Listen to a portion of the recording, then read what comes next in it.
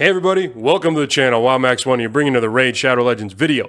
In today's video, we're going to be doing a showcase featuring Krokhad the Throatripper and trying to put together a team composition that's going to make the dog shine and do the most possible damage. Now, I was able to put together a team that did over 1 billion damage on Nightmare Hydra, with Krokhad doing the vast majority at over 856 million damage. So today we're going to be breaking down how the team works. I'll be showing you key moments from the run. We'll be doing a quick battle with the same team composition. I'll be showing you my AI presets and builds. So with that, let's get into it. So before we get into the run, let me first go over the concept of the team that I use to build around the star of today's video.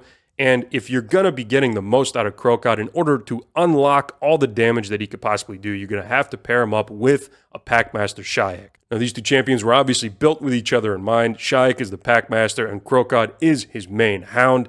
Shayak gives Krokhad a counterattack. Anytime that Shayak is hit by one of the Hydra heads, that counterattack is going to deal double damage. Anytime Shayak uses his A1, Krokhad will join in an ally attack, similar to a Ninja and Mikage interaction, and Shayak allows Krokhad to use his A3 automatically on any target that is devoured as a double hitter and doesn't put it on cooldown. Now, additionally, Shayak also brings a block buffs that he can put up through Poison Cloud and negative affinity matchups, and he also brings turn meter increase for the whole team. To double down on the concept of ally attacking, I also brought in a Teox and a Lady Mikage.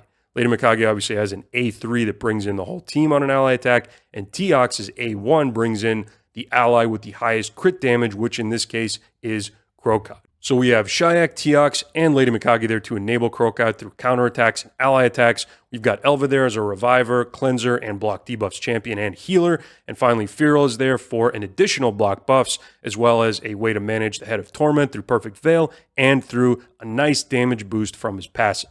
Other boosts to damage are that Firrol, Elva, and Lady Mikage are all in 9-piece protection, as we'll go over later in the build section of the video. So with that, let's take a look at the actual run. So let's dive right into it. This is a run I pre-recorded earlier. We're going to watch it on 1.5 times speed, and I'm going to talk through some of the key moments in the run here. I have some notes on key things that we're going to cover. So right off the bat, I will say that we are missing a Provoke champion, something that you probably noticed looking at the composition. I have no way of dealing with the Head of Decay other than killing it outright or the double block buffs in this case. The most devastating thing that can happen for a run like this when you're trying to go for maximum damage is when the Head of Blight puts out its Poison Cloud, and then you're pretty much stuck, or your main damage dealer is stuck, unable to deal damage through that. And the way that that's most likely going to happen is if the Head of Decay comes in, combos off with it, takes off your block buffs that's already on the heads, as we just saw right there, and then you are unfortunately stuck. So in this case, we do not have the Head of Blight out, so we're less concerned. And with Krokhad on the team, you actually do have a way of doing damage through Poison Cloud, which is with that A3 double hitter, which does massive damage, as we'll see later in the run. And there was an instance where I did have some Poison Cloud go out, but the Head of Blight was low, and I ended up using the A3 to kill it, removing the Poison Cloud from the other heads. Now, the other danger with cleansing and having buffs go out can be if Reflect Damage manages to go out on either the Head of Wrath or the Head of Suffering. In this case, you can see Reflect Damage there on the Head of Suffering, but we are completely ignoring it because Krokhad's A1 also ignores any Reflect Damage buffs. So all we're doing is using our ally attackers to target all the other heads around the Head of Suffering, and we're still able to do damage. So even though this did go out and it's less than ideal, that is not a big problem. All we have to do is avoid using the A2, as you just saw me do right there, and we can still get around that issue. Now, one of the things I also wanted to note is that we do not have an AoE decreased defense here. We do have an AoE weaken through Krokhad's A2, but we do not have an AoE decreased defense, so placing decreased defense using Shayak's A1. Now, you may not think that that's a lot. However, given the fact that we have a pretty fast team relative to the Hydra heads, Shayak is able to go and put it on several heads at the same time, especially given that he has a relentless set. So there were several key moments during this run, one of which we'll see later, where I was still able to get enough decreased defense debuffs out in order to have Krokhad do some more damage on the decapitated heads and whatnot. So even though we don't have like Lydia or something like that on the team, we still are doing enough damage using those two key debuffs. Now, another fun interaction on this team that you're able to do through the Head of Wrath's mechanic which is that Vengeance buff, that counter that you see right there at 12 right now above the Head of Wrath all the way on the left, is that the Head of Wrath will counterattack once it hits that 15 stacks. And Krokhad can then, you can predict when his counterattack is going to go out. So right now we have 3 heads decapitated, and we can actually use an ally attack on the head in order to trigger big damage. You saw 1.7 million there on the decapitated head all the way on the right. So you can use that to your advantage in this case and figure out exactly when you want to trigger the Vengeance counterattack in order to get Krokhad's counterattack going for even more damage at the right times. The other thing I'll note is that when you have decapitated heads, you want to make sure that you're trying to take them down evenly or at the same time. The reason for that is that you want to make sure that you're taking them out at the same time, bringing their exposed neck HP to 0, which means that you'll have multiple heads respawning at the same time. And that way you can avoid staggering them, and then you'll avoid having so many Serpent's Will's buffs out there, which means that you are unable to do damage to several heads. So here you see I unfortunately failed to take down the exposed neck of the Head of Wrath and the other one at the same time, which means that they were staggered, and so now I'm left with less targets to be hitting with Krokhad. So here we are a little bit further into the run, and what I want to showcase here is how we set up big damage for this composition. So here we have 1 exposed neck. I'm using the A3 double hitter there on the Head of Mischief, which pretty much insta-kills it from full health, and now we have 3 targets to deal damage on. And now what we're going to do is rotate Shyek's A1 to spread as much decreased defense as we can on the various heads. We have it there on the Head of Decay, the exposed neck of Torment, and now we have it also on the exposed neck of Mischief. And now we're using the A2 from Krokhad in doing big damage on all 3 heads at the same time.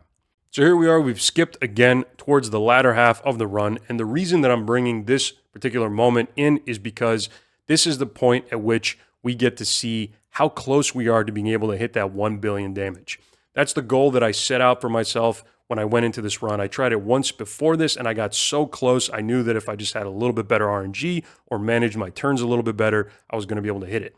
Now, in order to get 1 billion, you obviously need to average 1 million per turn, and so here we are, and I am right on that threshold. It's so close. I knew that from here on out, I had to make sure absolutely no poison clouds went out, that I had to manage all of the heads as best as I could to get the most damage out of it. That meant making sure my A3s from Krokhad were going on decapitated heads. With an A3 on a decap head, as you'll see right here, you're getting about 7 million there on the decapitated Head of Suffering, and potentially even more on the decapitated Head of Mischief. So from here on out, I was just making sure to try to manage as much damage as possible to try to break that 1 billion. And here we go, right before the moment when we finally hit 1 billion for the run, right around turn 980. So in this one, making it comfortably without any worry, whereas before I think I was about 5 or 10 million short. Had 1 or 2 many poison clouds go out during that run. So there it is, over 1 billion damage. Let's just skip to the end here and look at the final damage breakdown. So once again, Krokhad, over 856 million damage, over 85% of the total damage for the team. Teox was our secondary damage dealer. He is built for full damage, but I pretty much only had him doing his A1s in order to enable Krokhad ally attacks. Teox did use a couple of A2s just to stack up his attack at the very beginning of the run. Between Teox's damage and Lady Mikage's A3 ally attack, there was no worry for me to break Krokhad out of Devours.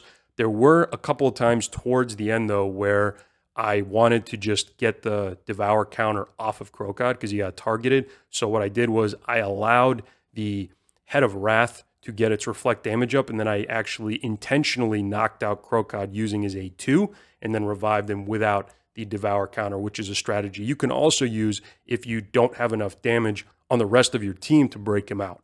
So that was obviously the team running on full manual. Not everybody's going to have the time or the patience to do that. I was just doing it to see how much I could min-max damage on Krokhad, but I did try out the same team composition on a quick battle right here that I recorded earlier.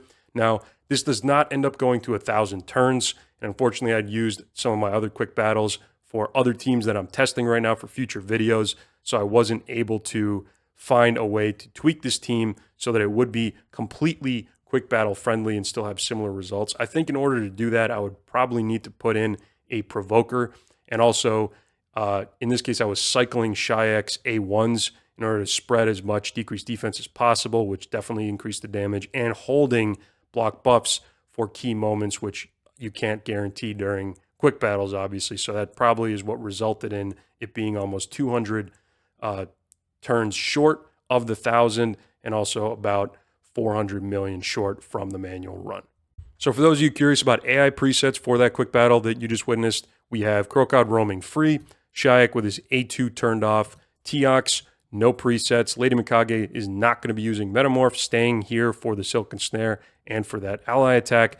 Elva prioritizing her A3 revive, and Firrol prioritizing that A3 just to make sure that we are properly managing the Head of Torment. Kicking off the build section, we have the star of today's video, Krokhad the Throatripper. Now, I'm not going to go into any replacements for Krokhad in this case because the whole showcase was based on him, so let's just dive right into the build. We have 4-piece lethal, 2-piece cruel for a total of 30% ignore enemy defense. We have a merciless ring in our accessories as well. For total stats in Hydra battles, we have the following. Relic that I used on him was an Arethi Coronet. Blessing is a 5-star Nature's Wrath. And we have these Masteries. Now, I do have a Krokhad guide out on my channel if you'd like to see that. Next up is the Packmaster himself, Shyek. And in terms of synergy, it is unique between these two champions. So there's nobody you're going to be able to replace Shyek with for the boost that he brings to Krokhad's kit. However, in terms of Hydra rolls, you can replace him with any block buffs champion if you want to. And as a Hexer, you can replace him with somebody like a Mad Hatter. And he actually brings a lot of similarity in a turn meter boost and also in enabling the ally with the highest crit damage to go in with his A2, which can substitute some of the ally attack aspect of Shyek's interaction with Krokhad. So looking at his kit, I have my Shyek built in Relentless set for more A1s and more block buffs and perception and pinpoint. Total stats in Hydra are here. For Relic, he's using a Perched Shadow, again, for more chances at more turns, which means more A1s and more damage from Krokhad. For Blessings, he is unfortunately unawakened. And for Masteries, I'm using the following. I do have a Shyek guide out on my channel if you'd like to see that. Next up on the team is Teox, and he's bringing two things to the team. One is he is the secondary damage dealer, so it's his primary responsibility to break out Krokhad if he ever gets devoured. And second, he has an ally attack on his A1 that brings in Krokhad. So you can either replace him with another damage dealer or with another ally attacker, and there's plenty of those to choose from in the game. Looking at his gear now, we have 4-piece Savage with 2-piece Slayer. We have these stats in Hydra battles, using with the area bonuses included. We have a Malefic Talon Relic.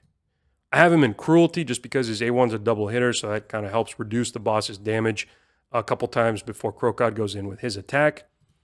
And finally, here are Teox's Masteries. Now, I already have a request for a Teox guide that's going to be coming out on my channel soon.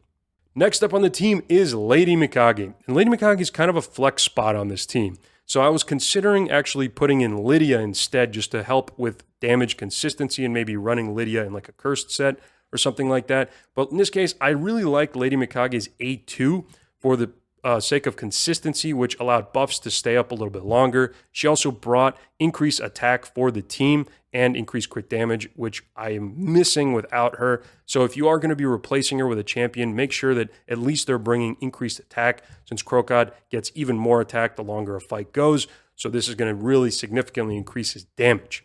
In terms of gear for Lady Mikage, we are looking at 9-piece protection, again, boosting Krokhad's damage.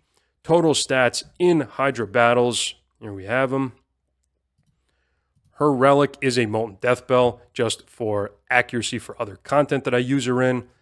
Also a Cruelty user, and if, again, you noticed during the run, and I think I brought it up, is that I pre-prep some of the heads that are under Serpent's Will by using her A1, just so she's already lowering their defense before they come into play for damage. Finally, here are her Masteries. And I do have a Lady Mikage guide out on my channel if you're looking for it.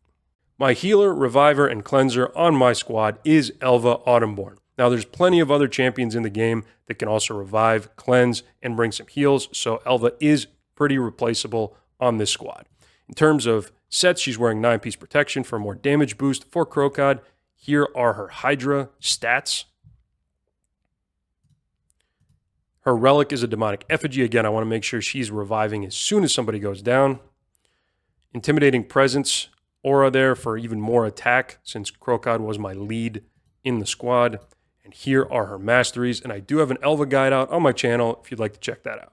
And last and not least is Firrol the Barkhorn. Now, Firrol is a secondary block buffs champion that I brought, but his primary role on the team is to manage the Head of Torment. So Perfect Veil in this case, very important for the team, and he obviously does have a passive that gives a nice damage boost, but that is just a damage boost. In terms of crucial roles, it is managing the Head of Torment. So you can even technically replace him with somebody like a Shamael if you want to, just to fill that crucial role. Now, he is also sitting in 9-piece protection for even more damage boost for Krokhad. Here are his Hydra stats. He is using a Gilded Dragonstone just for more defense. Brimstone as a blessing.